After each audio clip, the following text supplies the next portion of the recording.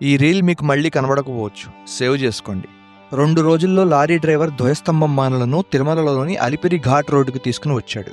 Alipiri ghat road ప్రవేశం దగ్గర ఒక్కసారి లారీ దిగి తిరుమల కొండ వైపు చూశాడు. తర్వాత ప్రసాద్ గారి దగ్గరికి వచ్చి, నా జీవితంలో అత్యంత ప్రమాదకరమైన డ్రైవ్ చేయబోతున్నాను సార్. అత్యంత బరువైన పొడవైన ధ్వజస్తంభం మానులు ఉన్న ఈ 16 చక్రాల లారీని ఈ 7 కొండల ఘాట్ రోడ్డుపై ఎక్కడా ఎట్టి పరిస్థితుల్లోనూ ఆపకుండా కొండ మీదకి తీసుకెళ్లాలి. కానీ ఎన్ని రోజుల్లో లారీని కొండ ఎక్కించగలనో చెప్పలేను. ఇది నా జీవితంలో ఎప్పుడూ చేయని ఒక పెద్ద సాహసం. ఇది ఒక సవాలుగా తీసుకుంటున్నాను. మధ్యలో బండరాళ్లు విరిగిపడవచ్చు, పిట్టగోడలు కూలిపోవచ్చు అన్నాడు. బండలు విరిగిపడినా పిట్టగోడలు కూలిపోయినా నిన్ను ఏమీ అనము అని ప్రసాద్ గారు అభయమిచ్చారు. డ్రైవర్ ఆ వెంకటేశ్వర స్వామిని తలుచుకుని తిరుమల కొండపైకి ప్రయాణం మొదలుపెట్టాడు. అక్కడి నుండి మలుపు తిరిగినప్పుడల్లా ఒక్కో ప్రమాదం జరుగుతూ ఉంది. ఒక మలుపులో ధ్వజస్తంభం మానులు కొండకు తగిలి బండరాళ్లు దొర్లిపడుతున్నాయి. మరో మలుపులో 16 చక్రాల ఆ లారీ టైర్లు తగిలి లోయ వైపున్న